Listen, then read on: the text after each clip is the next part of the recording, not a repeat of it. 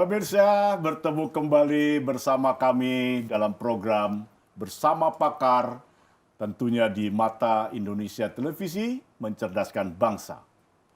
Pemirsa, seperti kita ketahui bersama bahwa Indonesia sebagai negara dengan pertumbuhan pengguna internet terbesar keempat di dunia, saat ini tentunya berhadapan dengan berbagai peluang, tantangan, bahkan sekaligus ancaman besar dengan perkembangan teknologi digital dan internet. Dalam sebuah laporan pada kuartal pertama tahun 2020, Badan Sandi dan Siber Nasional mengumumkan atau menyatakan bahwa Indonesia mendapatkan serangan siber sebanyak 88 juta kali, naik 13 kali lipat dibanding 2019. Tentunya persoalan siber menjadi persoalan bersama. Hari ini, saat ini, kami menghadirkan dua orang pakar yang akan berbicara tentang cyber. Yang pertama di sebelah kiri saya, Dr. Pratama Persada.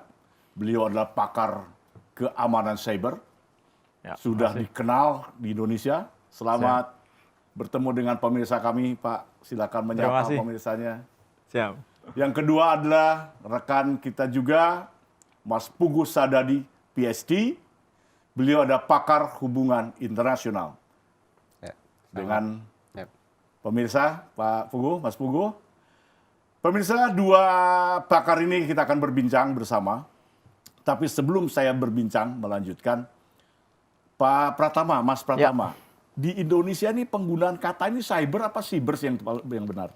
Kalau menurut ejaan bahasa Indonesia yang benar adalah siber. Karena kalau kita bilang cyber itu ejaan bahasa asing. Bahasa asing. Ya. Jadi ini sudah di Indonesia kan ya, Siap, menjadi sudah. siber. Oke, kita sepakat bahwa selanjutnya kita akan menggunakan kosakata Indonesia bahwa inilah siber, bukan cyber.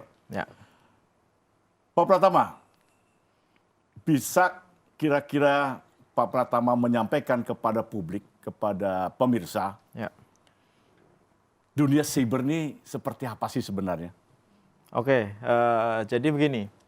Zaman dahulu ketika kita belum punya internet, kita hidupnya itu adalah hidup di dunia nyata gitu. Kita berinteraksi dengan orang, kita melakukan kegiatan sehari-hari. Begitu kita mengenal internet, kemudian kita baru tahu bahwa ternyata ada di dunia lain di sana gitu yang bisa menyatukan kita tanpa ada batasan jarak, tanpa ada batasan waktu, tanpa ada batasan negara gitu. Nah, ternyata setelah dieksplor, dunia baru ini adalah merupakan dunia yang saat ini bahkan menjadi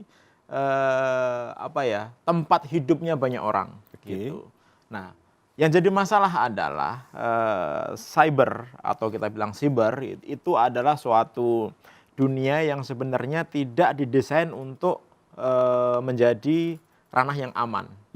Artinya apa? Artinya banyak sekali di sana ancaman-ancaman, banyak sekali di sana hal-hal yang negatif, begitu, yang membuat kita ini akan terperosok kalau kita tidak mengerti bagaimana cara mengelola kehidupan di wilayah cyber ini. Oke, gitu. Artinya ada sebuah inti di situ. Siber ini kan sebagai sebuah dampak dari kemajuan atau revolusi teknologi industri, teknologi informasi. Teknologi informasi. Artinya masyarakat yang menggunakan siber harus paham tentang teknologi informasi. Sebenarnya nggak perlu paham. Tidak perlu paham. Tidak perlu paham masalah teknologi informasi, tidak perlu paham bagaimana cara bekerja internet ini, karena kalau paham itu butuh kuliah 2 SKS lebih itu. Gitu. Artinya yang penting kita harus tahu bahwa ketika kita mau melakukan aktivitas di dunia ini begitu, ada hal-hal yang patut kita waspadai. Apa tuh kira-kira? Ada hal-hal yang harus kita perhatikan gitu. Yang pertama adalah di dunia cyber, semua orang bisa menjadi siapa saja. Artinya di sini kita berbicara masalah anonymity.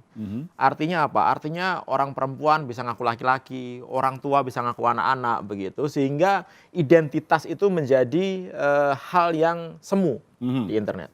Yang kedua adalah masalah security, gitu. Internet itu didesain berdasarkan protokol TCP/IP atau Internet Protocol. Dari awal dibangunnya, memang TCP/IP tidak ada pengamanan yang maksimal gitu, sehingga orang yang memiliki kemampuan lebih bisa memanfaatkan ini untuk melakukan kejahatan atau explore. Contohnya melakukan hacking dan lain-lain. Banyak cerita-cerita di Indonesia ataupun di dunia, perusahaan-perusahaan yang dihack data-datanya, ada bank yang dicuri uangnya begitu. Kemudian ada organisasi yang menjual belikan orang di internet begitu. Nah, ini adalah hal yang berada di internet gitu. Artinya apa? Artinya memang masalah security ini perlu menjadi perhatian lebih gitu. Nah, yang jadi masalah adalah kita ini saat ini tidak bisa meninggalkan internet. Menurut survei APJI gitu, di Indonesia ini ada sekitar 175 juta orang yang sudah terkoneksi ke internet. Luar biasa ya. Sangat luar biasa sekali gitu. Makanya terbesar keempat di dunia. 60% penduduk Indonesia bisa terkoneksi ke internet gitu, ya kan. Nah, mereka menggunakan internet sehari itu rata-rata 8 jam. 8 jam lebih malah, 8 jam 45 menit. Artinya apa? Sebagian besar hidup mereka digunakan untuk hidup di internet nih. Ya kan? Nah, artinya mereka ini banyak melakukan aktivitas di internet. Ya kan, ketika mereka banyak melakukan aktivitas di internet, sebenarnya ada ancaman-ancaman di sana. Ada hal-hal negatif yang mengancam orang-orang Indonesia yang beraktivitas di internet. Oke, stop sampai di situ. Ya. Ini menarik karena tadi ancaman, salah satu adalah soal identitas. Kita bergerak di sebuah dunia yang maya. Betul. Tapi di sini ada ahli hubungan internasional nih, Nah, Mas Puguh, ya. Beliau akan menjelaskan ya soal identitas. Ini kan sebuah interaksi, real time, borderless kira-kira begitu. Dari sisi hubungan internasional, Mas Puguh, bagaimana kehadiran makhluk siber ini? Jadi sebelum masuk ke identitas, kita perlu tahu apa tadi kan sudah dijelaskan oleh Dr. Pratama, adanya dunia lain atau dunia maya tapi atau bukan apapun dunia namanya, gaib dunia ya. cyber, tapi dunia cyber bukan dunia gaib ya. Tapi dari situ dalam teori hubungan internasional kita terutama dari kan ada beberapa aliran ya, dari aliran realisme, globalisme, kemudian pluralisme dan lain-lain. Di sini saya akan pakai realisme. Jadi ada satu sudut pandang yang menjelaskan dunia ini dalam keadaan anarki. Dan dunia siber ini adalah mungkin yang paling anarki. Perwujudan dari konsep tadi. Di mana kalau di dunia nyata ini anarki itu dilihat dari sejarah perang-perang yang terjadi, di mana masing-masing entitas politik atau negara itu selalu berusaha melindungi dirinya dan memaksimalkan kekuatannya yang kemudian menjadi ancaman buat negara lain. Nah, di siber ini sangat unik. Sebetulnya realisme juga tidak bisa 100% menjelaskan. Sangat unik, kenapa? Karena pemainnya itu luar biasa. Individu, perorangan, kelompok, anonimus kelompok misalnya, kemudian kelompok-kelompok hacker. Kemudian ada lagi kelompok yang disupport oleh negara. Negara mensupport kelompok untuk melakukan suatu perbuatan menyerang negara lain. Seperti belakang ini kan banyak terjadi antar negara, pemilu di Amerika, kemudian serangan-serangan antar negara, Cina, Australia sampai saat ini masih tegang ya akibat dari siber itu, dan kemudian berkembang ke dalam konflik yang nyata seperti di Laut Cina Selatan atau Laut Tiongkok Selatan ya. Itu memberikan satu gambaran tentang betapa identitas tadi itu sangat sulit dipastikan. Tadi tidak ada gender, tidak ada apa. Kalau dalam HI kan jelas aktornya siapa? Aktornya negara misalnya. Kemudian ada lagi aktor multinational company. Kemudian ada juga aktor-aktor NGO. Nah, perbedaan mereka juga main di dunia siber, mereka semua bermain menggunakan, memanfaatkan semaksimal mungkin untuk keuntungan masing-masing. Kan begini, Mas Puguh, kalau saya tidak salah. Konsep realisme itu kan bicara power, salah satunya betul. Power yang akan menjadi deterrence. Betul. Dulu dalam konsep tradisional, deterrence itu jelas bentuknya pasukan. Persis. Dengan persenjataan. Apakah sekarang dengan kondisi sekarang, paradigma saat ini, deterrence itu siber? Bisa diklasifikasikan nggak? Kemampuan sebuah negara dengan dunia sibernya adalah faktor deterrence. Disitulah letak uniknya. HI menjelaskan keamanan siber mungkin tidak bisa 100%. Misalnya United States Cyber Command. Ya. Dia membangun sebuah pasukan cyber lah, Ya. pasukan siber, pasukan siber yang mungkin kedengarannya hebat. Oh, ya. Tapi kalau dia bertemu dengan ahli-ahli Teknologi individual lagi, gitu ya. yang juga kelas tinggi gitu, Ya. itu belum tentu. Misalnya iPhone waktu disuruh buka kuncinya gitu kan nggak bisa semudah itu. FBI dia Ya. harus, jadi aktornya sangat banyak. Mungkin Artinya tadi inline dengan dari Pak Pratama ada protokol. betul. Ya. Kalau menurut saya begini Pak ya. Sundawan, ketika kita berbicara masalah sistem konvensional, misalkan perang konvensional, Orang konvensional. kalau kita ngelawan misalkan ngelawan siapa nih, kita ngelawan Malaysia nih gitu, contohnya gitu, kita bisa tahu Malaysia punya rudal berapa, Ya. punya kapal berapa, punya pesawat berapa gitu. Real lah kelihatan kita gitu ya. bisa menilai pasukannya dia berapa, kita bisa menilai gitu. Tapi kalau kita berbicara masalah siber, Ya. kita buta kita. Dia punya kekuatan seperti apa, sedalam apa dia punya teknologinya, sebagaimana dia bisa melakukan penyerangan terhadap negara kita. Ya. Dan selain itu kita juga tidak bisa memonitor apakah ketika terjadi serangan itu benar-benar serangan dari musuh kita itu. Ya.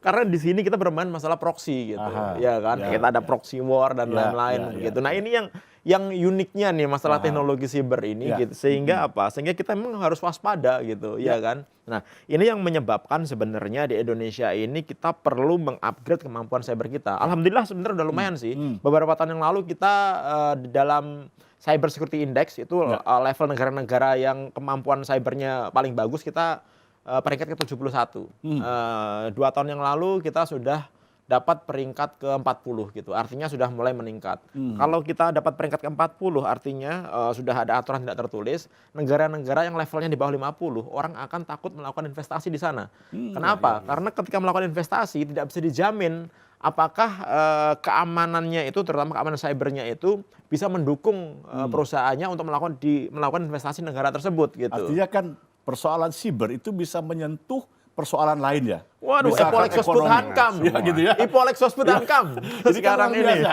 Ya. Iya. Sekarang orang banyak berpikir siber itu hanya berbicara teknologi saja gitu Oh, kan. salah. Ternyata situasi ekonomi, keamanan, politik dan Ya, sebagainya saat ini. Sekarang di Indonesia ini banyak orang-orang yang tidak pernah ikut pengajian, nggak pernah ikut kegiatan radikal gitu. Tiba-tiba jadi radikal. Gitu. Padahal dia di rumah saja. Dari mana dia dapatnya itu? Ya dari internet gitu. Nah, ini menarik kan. Dia Kembali belajar ke Mas di Pupun internet, itu. dia belajar Ya. dari media sosial dan lain-lain Ya, gitu. Ini artinya siber ini membuat sebuah interaksi, interrelasi bangsa itu menjadi sangat real. Ya betul. Ya, real time. Sangat, sangat. Apa yang terjadi di Indonesia saat ini kita udah Amerika. Iya. Tadi ketika kita bicara salah satu potensi gangguan atau ancaman bahwa siber digunakan oleh kelompok teroris. Dari sisi pandangan HI, Mas Puguh dari Hubungan Internasional. Kalau melihat dari aktor, dia kan bukan negara, kelompok teroris itu. Dia punya aspirasi, misalnya kayak ISIS mau menjadi negara. Nah, sebetulnya siber itu hanya salah satu tools saja buat mereka. Tapi digunakan Dan mereka nantinya memanfaatkan kan? semaksimal mungkin. Aha. Sehingga tidak heran mereka juga mempunyai, merekrut lah, bukan mempunyai. Mereka mencari ahli-ahli siber untuk bekerja buat mereka. Seperti contoh pembuatan majalah, pembuatan apa, kemudian disebarkan. Kemudian mereka juga memanfaatkan forum-forum. Mereka membentuk forum yang sifatnya tertutup, hanya bisa diakses. Pertama ada pertemuan yang secara person to person gitu ya. Kemudian nanti bisa masuk ke dalam member itu, sehingga aparat keamanan sulit. Sehingga aparat keamanan misalnya harus membuat virtual agent lah, atau virtual semacam orang yang bisa disusupkan ke dalam forum-forum itu. Artinya semakin sulit dan mereka, artinya siapa yang menguasai siber itu, teroris pun kalau mereka menguasai, mereka bisa menyebarluaskan pesannya dengan sangat cepat. Oke. Tapi dari sisi HI saya melihat begini Mas Puguh. Adakah negara-negara ini sebagai pemain, bicara negara dulu sebagai aktor utama ya, mempunyai peluang atau keinginan untuk berkolaborasi untuk mematikan tadi kemungkinan terorisme menggunakan cyber? Saya kira yang sudah jalan itu dalam tracing transfer keuangan ya. Yang juga menggunakan internet juga. Itu sudah diawasi. Aha. Khusus yang sudah berhasil saya kira dibilang financial terrorism itu sudah di Indonesia ada kerjasama. Itu sudah ada. Ya mungkin kalau kita jadi begini, memang sudah jadi kesepakatan di dunia ini gitu bahwa terorisme itu adalah menjadi hal yang harus diberantas oleh semua negara gitu. Kemudian tadi Pak Pugu sudah menyatakan bahwa sekarang mereka juga menggunakan teknologi, benar sekali gitu. Mereka sekarang mungkin lebih pintar daripada aparat penegak hukum. Gitu. Tantangan ini ya? Tantangan. Oke. Kalau zaman dulu ketika cuma ada handphone gitu, orang paling pakai telepon atau SMS gitu, ya kan, paling ngirim email. Sekarang ada WhatsApp, ada Telegram, ada Signal gitu. Coba bayangkan aparat penegak hukum kita kalau nggak mengupgrade kemampuan SDM dan teknologinya, nggak bisa mereka memonitor itu. Apalagi ketika mereka komunikasinya menggunakan sarana-sarana yang di luar kelaziman gitu. Contohnya, mereka menggunakan PlayStation Network untuk melakukan komunikasi.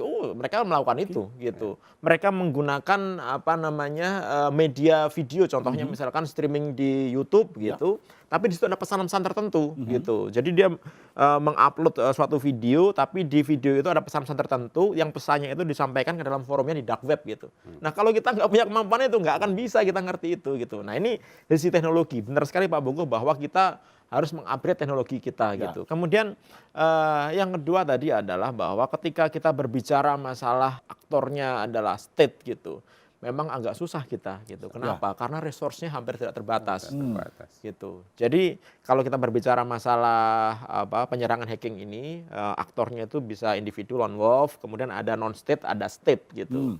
Yang paling parah nih state, karena state ini biasanya dia melakukan serangan dalam bentuknya APT atau Advanced Persistent Threat. Itu adalah sistem penyerangan yang levelnya di atasnya hacking biasa lah gitu. Nah, ya soal kan? serangan-serangan, artinya kan tadi Mas Pratama sampaikan ada protokol. Ya. Mereka sudah tidak lihat lagi protokol itu barangkali ya. Mereka sudah menguasai benar Menguasai protokol betul itu protokol. gitu. Sehingga kalau kita membuat Ya. sistem yang biasa-biasa saja gitu, mungkin mereka cuma butuh waktu 1 menit untuk melakukan Keterobosan itu ya. Pak selesai. Sundawan ngerti Ya. nggak? Di tahun 2017 kita lagi rame-ramenya ada malware namanya WannaCry. Iya kan? Itu adalah malware yang ketika masuk ke dalam komputer kita, tiba-tiba dia melakukan enkripsi atau pengacakan terhadap file-file dalam komputer kita, sehingga semuanya kelok dan kita tidak bisa baca. Ya kan? Itu sebenarnya digunakan untuk menyerang institusi yang ada di Rusia. Tapi kita kena dampaknya karena beberapa dari kita menggunakan VPN dari sana. Bayangkan itu, begitu kita kena serangan itu, komputer kita nggak bisa digunakan sama sekali. Nah, itulah bahayanya. Kebayang nggak kalau misalkan gitu, komputer se-Indonesia ini gitu, tiba-tiba diserang dengan malware semuanya. itu, semuanya mati total semua. Ini MITV juga nggak akan bisa jalan ini. Nah, inilah bahayanya. Gitu. Baik, kita break dulu di segmen pertama. Kita nikmati tehnya dulu, Mas Pugu, Mas Pratama, silakan. Terima kasih.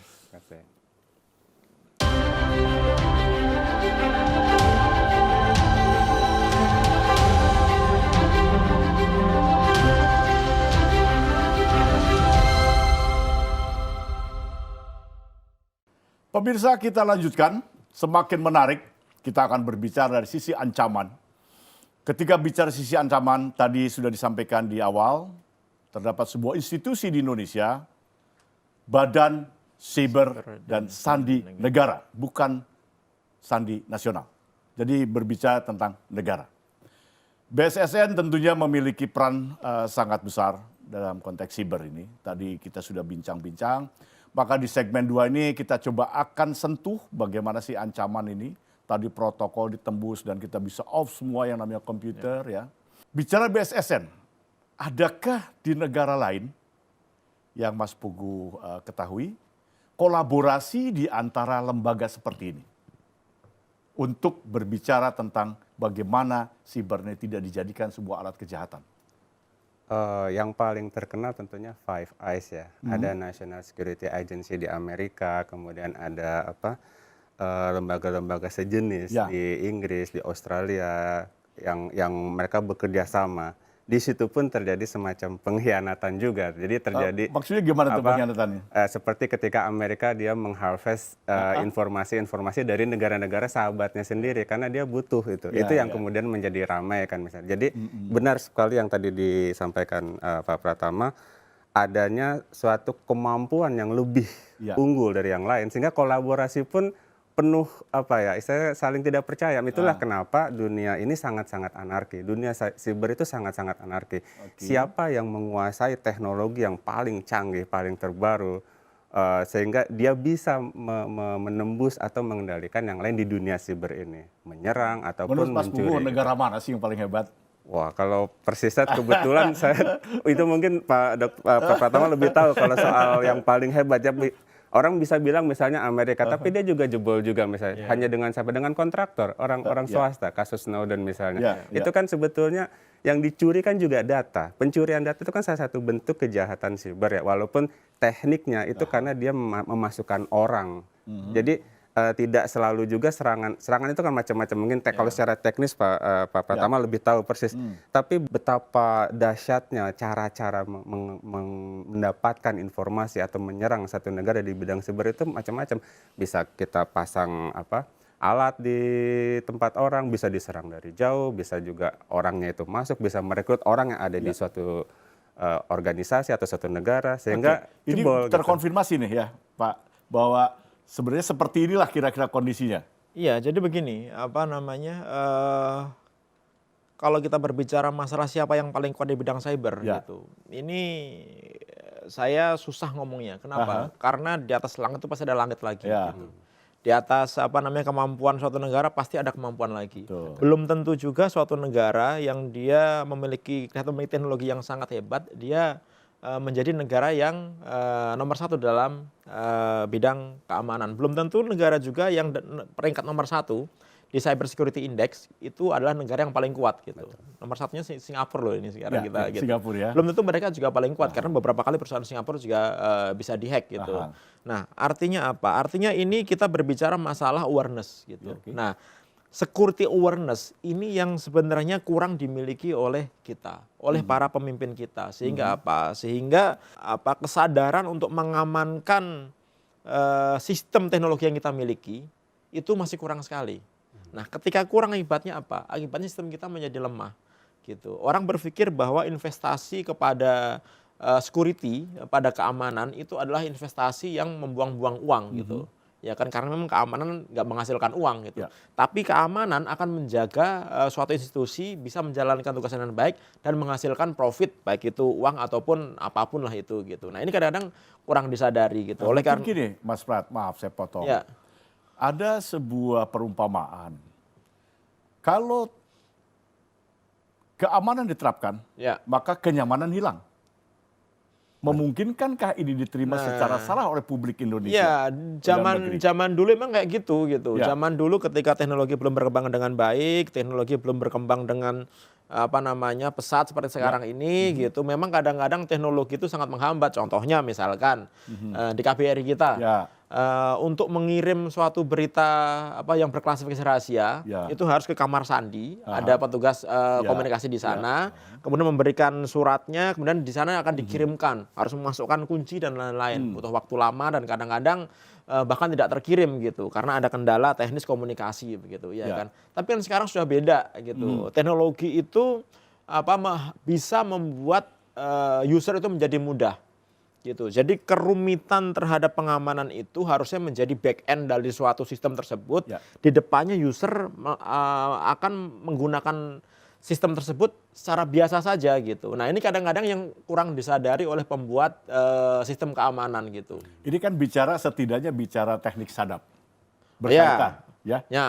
Salah satunya penyadapan. Gitu. Ya. Dulu handphone gitu kan kayak yang kita pakai ini kan gampang sekali untuk disadap gitu. Kadang-kadang ditambahin suatu sistem aplikasi gitu sehingga tidak bisa disadap. Sebenarnya tidak semua hal bisa disadap sih, cuma dia bisa baca apa enggak masalahnya kan. Nah, ketika dipasang aplikasi pengamanan ternyata ribet. Harus pencet kunci dulu, harus create kunci dulu gitu. Kemudian ketika ngomong ternyata kualitasnya nggak sebagus telepon biasa gitu. Akhirnya user males. Nah, itu yang disebut tadi tidak nyaman. Tidak nyaman gitu. Padahal itu menjadi tidak aman akhirnya. Nah iya, tapi itu dulu sebenarnya gitu. Tapi karena sekarang para pengambil keputusan, para pimpinan itu udah merasa bahwa itu ribet lah gitu. Akibatnya apa? Begitu ada tawarannya ada sistem yang bagus nih, paling ribet lagi nggak usah lah gitu. Gitu akhirnya sekarang. Sekarang gini yang menurut saya agak riskan ya. Sangat mudah sekali dipenetrasi itu mungkin adalah dunia diplomatik ya. Salah satunya Mas Pugu ya. Nah, yang Mas Pugu pernah tahu di dunia Mas Pugu lah ya berkaitan dengan hubungan internasional. Apakah para diplomat ini menyadari tidak bahwa dirinya itu sangat rentan sekali dalam penyadapan? Diplomat itu salah satu target dari siapapun, apakah itu perusahaan, apakah itu negara, karena dia pasti punya banyak informasi, akses, dan dia bisa melancarkan suatu jadi salah keinginan. Satu sumber informasi sumber informasi, betul sekali. Jadi benar sekali tadi yang disebut, awareness, kewaspadaan, Kewaspadaan, seorang diplomat atau siapapun, ASN, tentara, polisi, itu harus ditingkatkan di bidang cyber. Kenapa? Karena pada akhirnya orang yang menggunakan, orang yang ceroboh, seringkali terjadi orang yang ceroboh, termasuk ketika kita bekerja sama, kita membeli suatu alat, kemudian mempekerjakan orang. Nah itulah, makanya perlu ada security protocol ya. Ada satu langkah-langkah yang kalau ini juga tidak nyaman sebenarnya, tapi itu harus ditempuh, ada tahapan-tahapan sehingga seseorang itu dia menjadi aware. Misalnya contoh seorang diplomat, dia menerima email, tapi ada istilah phishing ya misalnya. Jadi itu untuk memancing dia memberikan data-data passwordnya misalnya. Yang saya ambil contoh yang sederhana, mungkin yang rumit-rumit biar Pak Pratama. Jadi nanti kalau itu kena, ya sudah, dia jebol sudah. Informasi apa yang ada di email dia mungkin semua sudah ketahuan. Bahkan mungkin bisa komputernya diambil alih, mungkin bisa seperti tadi dimatikan, diambil datanya. Nah, kewaspadaan ini nomor satu. Seharusnya kita ya, Indonesia misalnya atau pemerintah itu juga mulai memberikan suatu kayak semacam mungkin bisa pelatihan atau sertifikasi sehingga semua aparatur pemerintah itu waspada ya, apalagi diplomat di luar negeri. Mereka harus melalui satu pemahaman tentang bahaya ancaman itu. Memang rasanya ini siber ini unik, tidak terasa. Nggak terasa.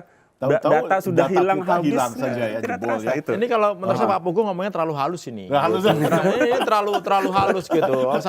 Sebelum sampai phishing gitu. Sebenarnya mereka itu para diplomat kita sudah menggunakan email gratisan. Itu 95% mereka itu menggunakan email gratisan. Kenapa mereka menggunakan email gratisan? Karena email yang disuplai dari Kemlu kadang-kadang suka bonceng, attachment-nya kecil, nggak nyampe, ada kendala gitu. Akhirnya apa? Balik lagi ke menggunakan yang gratisan itu. Nah, ketika kita menggunakan email gratisan, apa yang terjadi? Sebenarnya kita begitu send, nggak usah send lah, kita buka, kita upload gitu, sebenarnya udah masuk ke sana gitu. Jadi nggak ada security udah nggak ada sama sekali. Artinya gitu. Yang kita bicarakan ini kan bagaimana sebuah sistem ini kita bangun dengan benar gitu ya. Iya, gitu. Sistem komunikasi, sistem apapun. Nah, salah satunya seperti ini. Dunia tadi contohnya Kementerian Luar Negeri ya, kalau kita boleh ambil contoh seperti itu.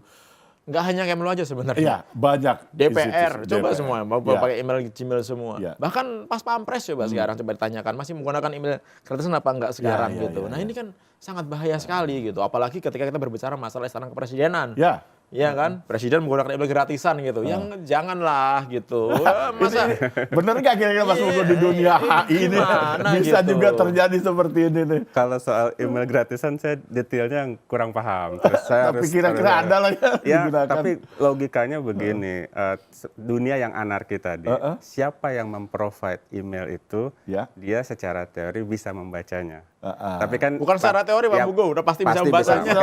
Oke, kita pastikan, kita ikuti pakarnya kan, dipastikan bisa dibaca. Bisa dibaca. Problemnya, bukan problemnya, selanjutnya yang perlu kita tanya adalah apakah data itu kemudian disetor ke negara sumber dari provider email gratis ini atau tidak? Kan Ya itu, pasti di store gitu. Karena ada program Prisma di Amerika. Semua perusahaan yang ada di Amerika itu wajib memberikan informasinya jika sebagai backdoor. Diminta oleh pemerintah Amerika gitu.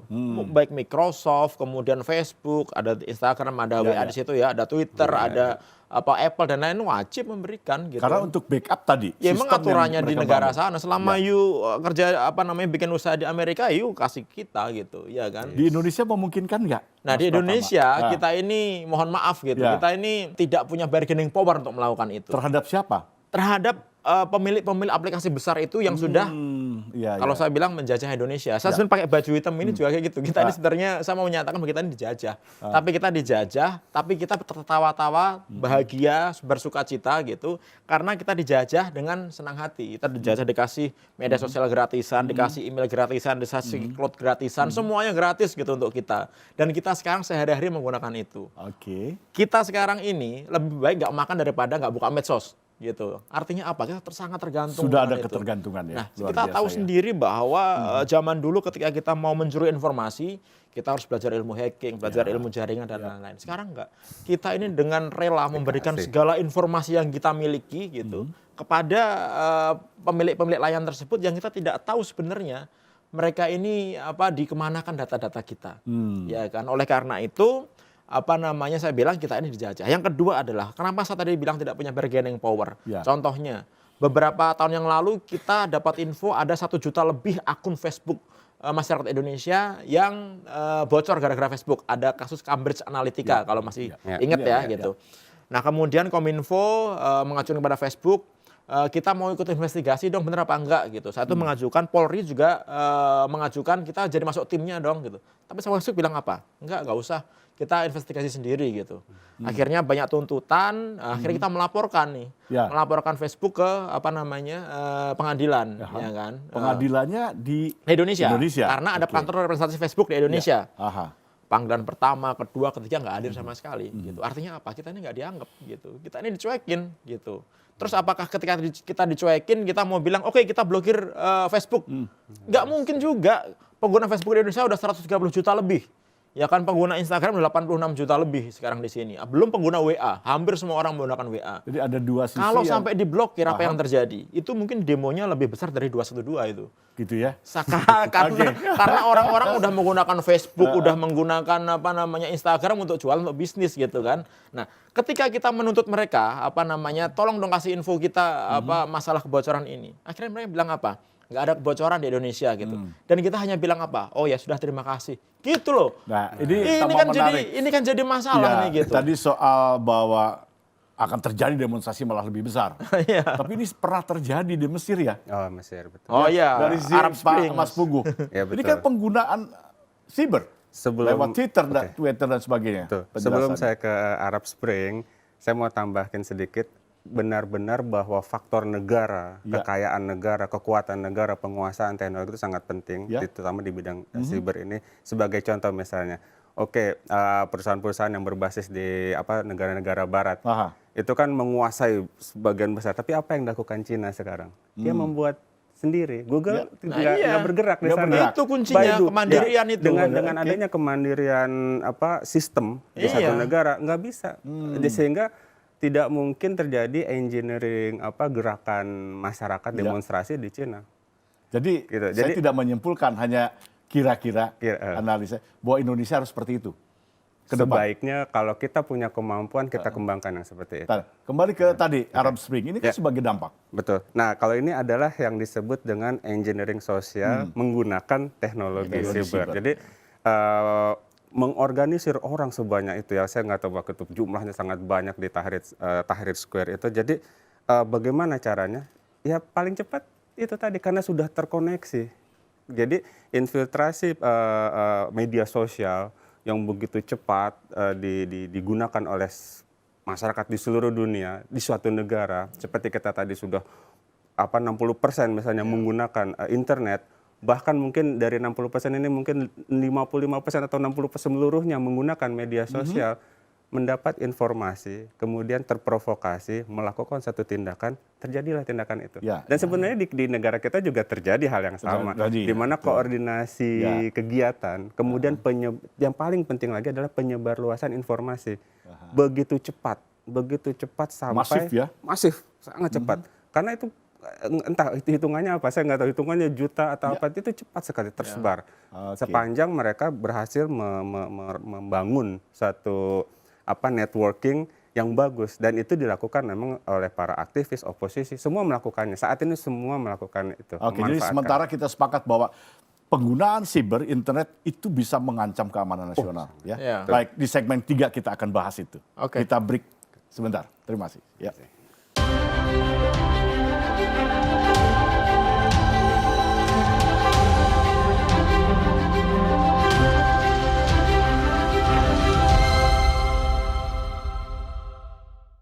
Di segmen 3 kita akan lanjutkan, kami akan kerucutkan, kami akan fokuskan siber, apa sih yang terjadi siber ini di Indonesia.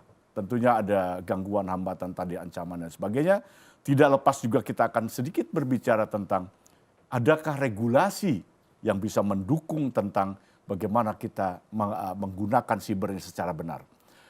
Dari sisi regulasi, Mas Pratama, ini kan data pribadi masyarakat Indonesia ini konon katanya Ya. Banyak diperjualbelikan. Mungkin data saya pun sudah ada di tempat orang lain. Udah pasti ada. Dan ini kan sangat-sangat riskan buat sebuah bangsa.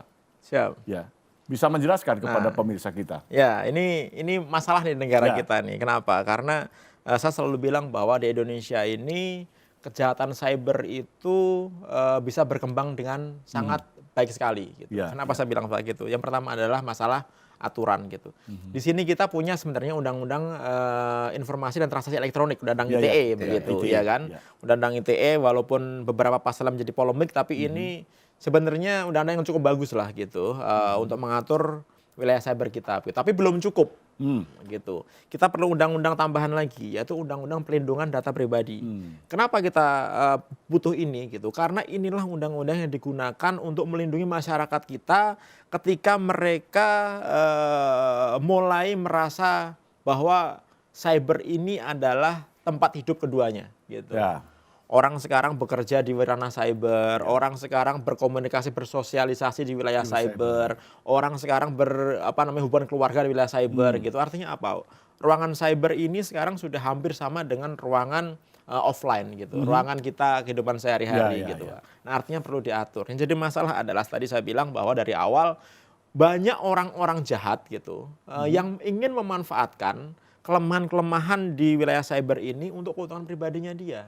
Contohnya adalah mereka melakukan pencurian data pribadi gitu, digunakan untuk apa? Digunakan untuk marketingnya mereka gitu, digunakan untuk penipuan dan lain-lain. Banyak dari mereka yang menggunakan kemampuannya untuk melakukan pencurian-pencurian bahkan uang gitu, membelokkan transaksi dan lain-lain gitu. Nah, kemudian yang jadi masalah adalah ketika fraud atau kejahatan cyber itu terjadi gitu. Contohnya di Indonesia ini banyak sekali nih Pak Sundawan nih. Ada Tokopedia yang lagi rame-rame itu ada 91 juta akun. Bahkan Tokopedia. isunya kepolisian Indonesia juga dibobol. Polisi gitu. Walaupun polisi bilang itu hoax gitu. Tapi ini adalah sudah menjadi nyata isu. gitu. Bukan menjadi isu, datanya ada gitu ya kan. Okay. Tapi memang polisi itulah berhak lah ngomong itu hoax gitu. Tapi ini udah terjadi memang. Kemudian Bukalapak, platform e-commerce yang lain. Kemudian ada Bhinneka. Kemudian ada Perpustakaan Nasional. Kemudian ada Pemda, ada KPU. Semuanya banyak sekali ini gitu, ya kan gitu. Nah, ketika data ini bocor gitu, ya kan, di situ ada nomor telepon, ada nomor alamat email, ada tanggal lahir, nama lengkap dan lain-lain. Identitas itu diungkap gitu. Walaupun mereka bilang bahwa passwordnya kita encrypt, kok nggak butuh password orang melakukan kejahatan itu gitu, nggak butuh password gitu. Nah, ketika itu diambil oleh orang yang memang punya niat jahat, itu bisa digunakan untuk melakukan kejahatan.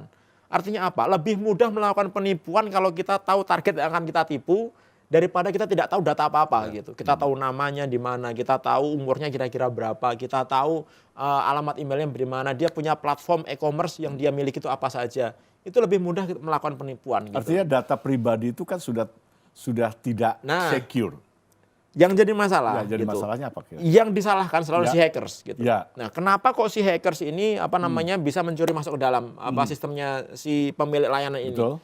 Padahal kalau kita runut yang sebenarnya yang paling disalahkan adalah pemilik platformnya. Kenapa pemilik platformnya?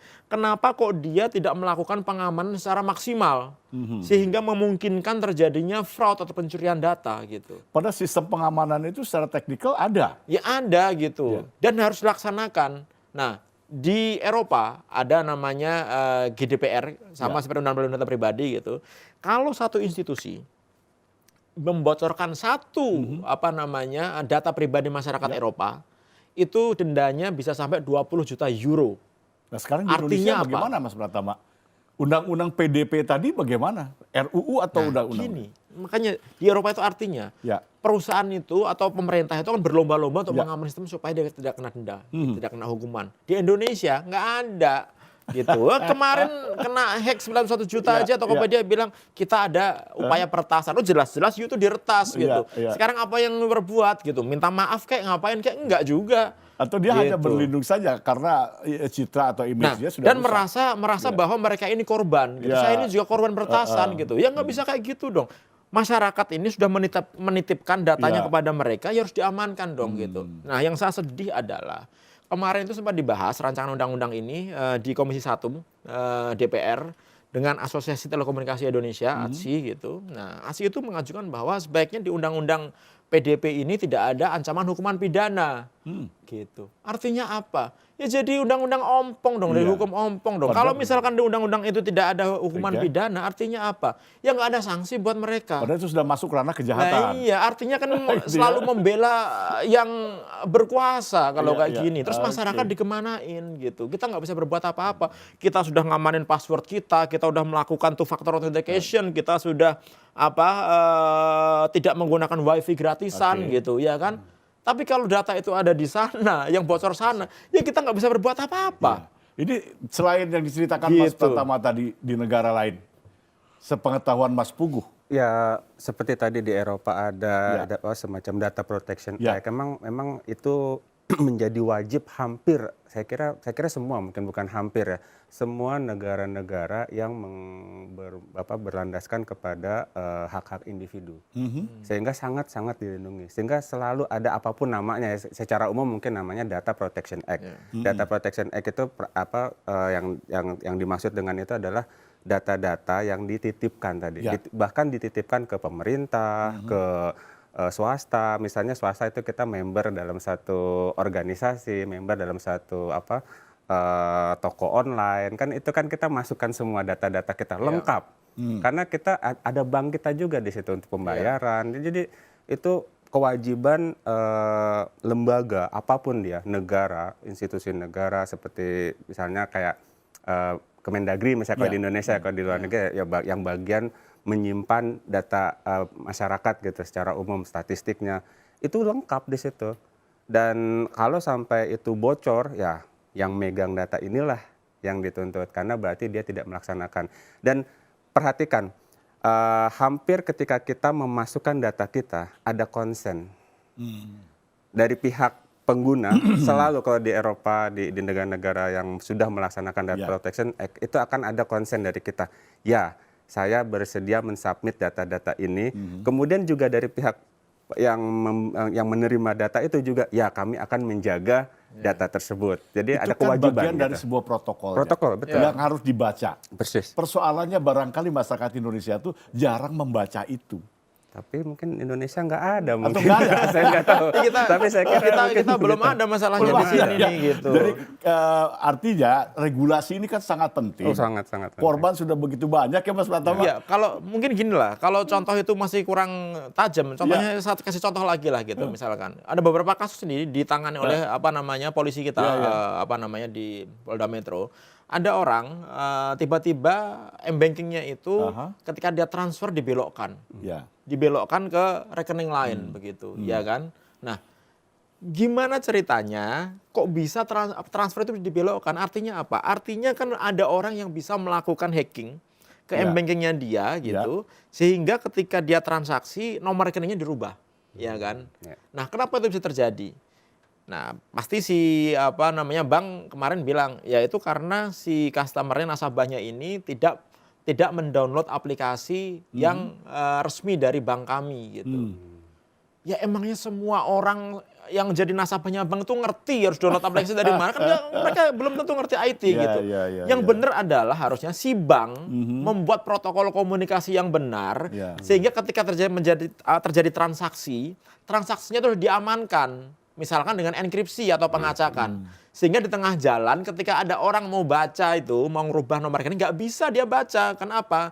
Karena nomor rekeningnya jumlahnya sudah diacak oleh sistemnya si bank ini gitu. Sehingga tidak memungkinkan terjadinya fraud. Gitu dong harusnya Jadi dong. orang yang mengintervensi itu tahu persis kelemahan sistem. Lah iya, harusnya si banknya disalahin dong. Yuk berarti salah, nggak bener ini. Bikin sistem transaksi tapi bisa dibelokkan gitu. Pertanyaannya Mas Pratama, ini dari kita kah yang melakukan tadi penetrasi atau dari pihak luar Nah, yang tahu persis kelemahan sistem di Indonesia? ya Sehingga kalau istilahnya kan ada istilah IP atau ya apa benar. Ya, Gini, gimana? jadi gini, untuk menentukan siapa pelakunya, Ya. itu cukup berat. Kalau si pelakunya itu profesional. Ya. Jadi yang ditangkap kemarin ini ada yang berhasil menghack 1000 Ya. browser web. Itu amatir ya? itu Amatiran. hackers bodoh lah gitu. Mohon Iya, maaf iya. nih gitu. Kenapa?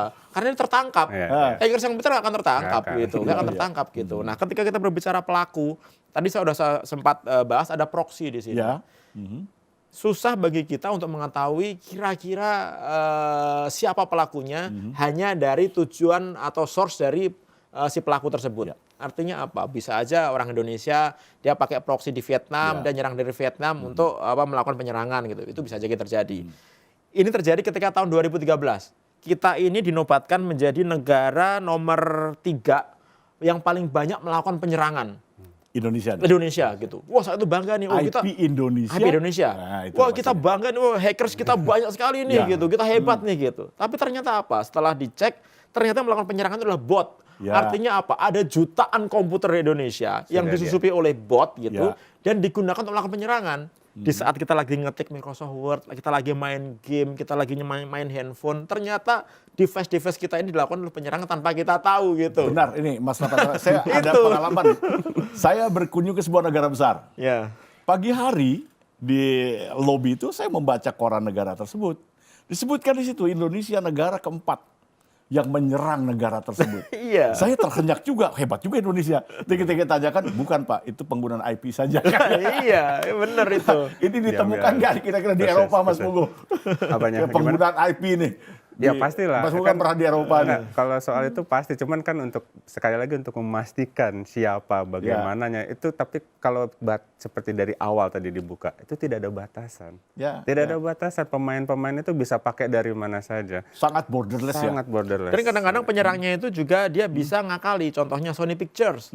Itu habis-habisan dulu dihack gitu. Ya. Ada berapa ratus terabyte filmnya iya. yang dihack Iya, gitu. betul. Nah, kemudian setelah dilakukan digital forensik dari source malware-nya itu ada beberapa tulisan dari contoh Korea Selatan, Korea Utara gitu. Sehingga dituduh bahwa pelakunya adalah Korea Utara. Padahal di situ yang di-download itu ada ratusan terabyte film gitu. Sedangkan kita tahu di Korea Utara itu internet itu sangat lemot sekali gitu. Ya, nggak mungkin. Rasanya tidak mungkin juga Orang ya. bisa download ratusan tera itu ke Iya. Korea gitu. Artinya apa? Mungkin ada orang tertentu yang ingin melakukan frame terhadap Korea Utara gitu, ya kan? Dengan melakukan penyerangan ke Sony gitu. Jadi belum tentu orang Korea Utara juga gitu. Walaupun di situ dikasih jejak-jejak seolah-olah ini orang Korea Utara gitu. Nah, ini ntar orang intelijen yang main nih gitu, bagaimana melakukan framing dan lain-lain. Ini kalau sudah menyentuh izinnya mengerikan. Iya. Artinya ada agenda setting framing ya. Iya betul. Memungkinkankah situasi sekarang di Indonesia adalah merupakan dari bagian proksi tadi? Ya sangat mungkin. Kalau saya, mungkin saja ya. kalau saya emang kayak gitu, udah pasti nih. Jadi ini bagian framing atau agenda setting untuk proksi ya? Iyalah, Sangat mungkin, kita tahu Indonesia ini sekarang menjadi negara yang favorit menjadi tujuan negara investasi gitu, ya kan? Artinya apa? Artinya banyak investor-investor nanti yang akan ngambil uangnya untuk diinvestasikan di Indonesia.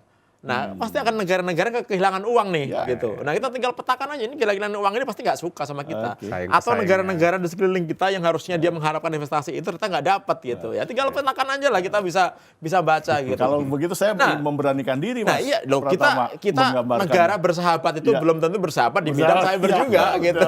Belum tentu. Saya ingin mengambil sebuah contoh aja, tapi ini contoh empirical ya. Beberapa kali terjadilah aksi besar dan sebagainya ya. Mereka berkumpul seperti Arab Spring. Berkumpul menggunakan gadget, Ya. notabene adalah internet, siber. Saya jadi berpikir, jangan-jangan ini juga bagian dari proxy.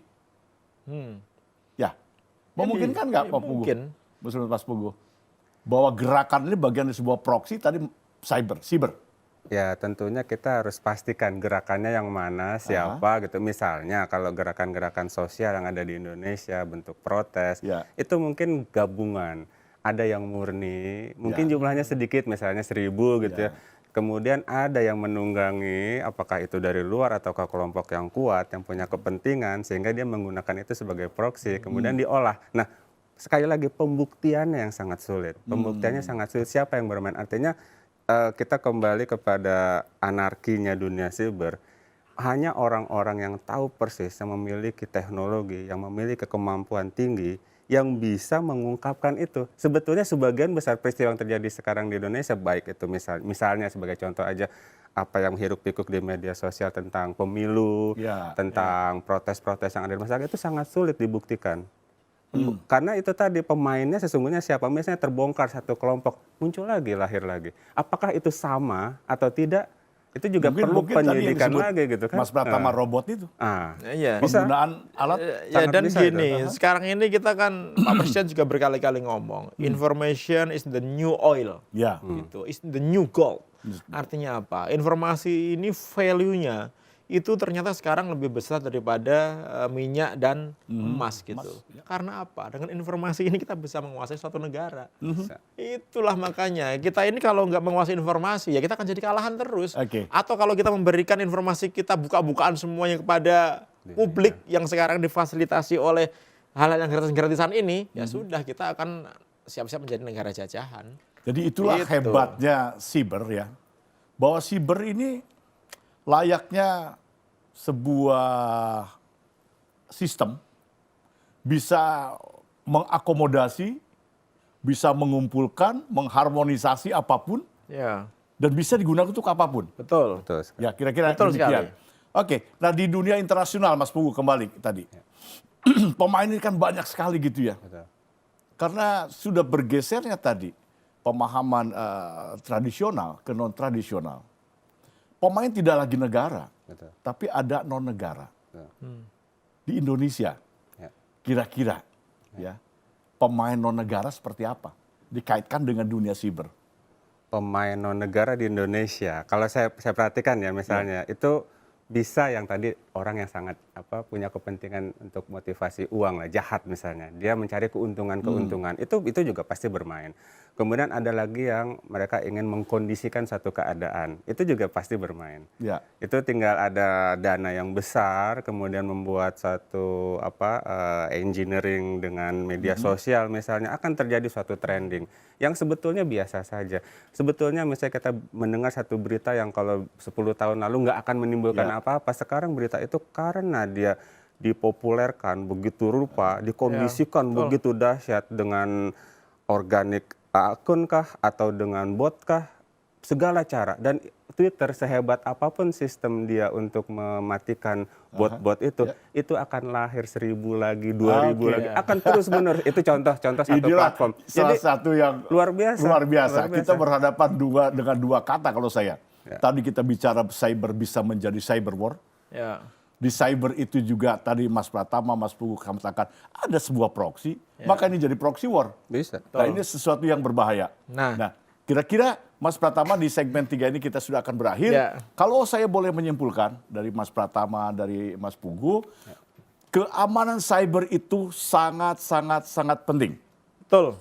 Untuk mencapai keamanan cyber tentunya kita harus punya sistem. Betul. Sistem itu harus diisi oleh SDM yang mumpuni, regulasi yang mantap, yang hebat, tapi kembali kepada political will-nya. Satu pertanyaan saja dari saya pendek. Bagaimana political will kita? Nah inilah jadi masalah kita. Ini saya senang tanya kayak gini nih. Di Indonesia ini banyak institusi pemerintahan yang berkepentingan dalam wilayah cyber ini. BSSN, Kominfo, Kemhan dengan cyber defense-nya. Sekarang TNI punya satuan cyber. Ada BIN dengan deputi cybernya. Ya kan, kemudian ada Kejaksaan Agung, ada imigrasi dan lain-lain gitu. Semuanya punya kepentingan. Polisi ada cybercrime. Semua punya kepentingan dalam wilayah cyber ini gitu. Harusnya apa? Dunia atau wilayah cyber ini nggak bisa satu institusi saja yang mengatasinya gitu, yang mengamankan. Harusnya ada koordinasi di sini, ada kolaborasi di sini gitu. Nah, ini adalah kata-kata yang cantik dan indah untuk dilakukan, tapi sangat susah sekali untuk dilaksanakan. Sampai detik ini gitu, nggak ada tuh mereka-mereka itu satu meja ngomong bagaimana pembagian wilayahnya, tanggung jawabnya apa, nggak ada ini. Minimal mengharmonisasi dulu lah sebelum kolaborasi. Semuanya berpikir bahwa oh saya bisa ini, oh sini saya bisa, oh ini kepentingan saya, oh ini bisa gitu. Akhirnya apa? Akhirnya mereka melakukan itu secara parsial gitu. Sehingga apa? Kalau kita tahu, tadi udah kita bahas, begitu banyaknya ancaman, terutama mengancam negara kita, mengancam masyarakat kita, kalau stakeholder ini tidak bersatu, tidak berkoordinasi, akibatnya apa? Masyarakat yang dirugikan gitu. Nah itu. Itulah kira-kira pemirsa, bahwa cyber luar biasa penting. kita sudah mendengar dari kedua pakar ini, sudah disimpulkan oleh Mas Pratama betapa Indonesia seperti itu. Yang terpenting adalah political will dari pemerintah Indonesia dan masyarakat Indonesia bagaimana mengamankan dirinya dan negara ini. Baik, Mas Pratama, Mas Pugu, terima kasih atas kehadirannya. Si hello dengan pemirsa, kita akan berjumpa lagi nanti. Terima kasih. Demikianlah pemirsa, bincang-bincang kita bersama di program Bersama Pakar. Kita akan berjumpa lagi di program Bersama Pakar di segmen yang lain. Tetap bersama Mata Indonesia Televisi, matanya Indonesia.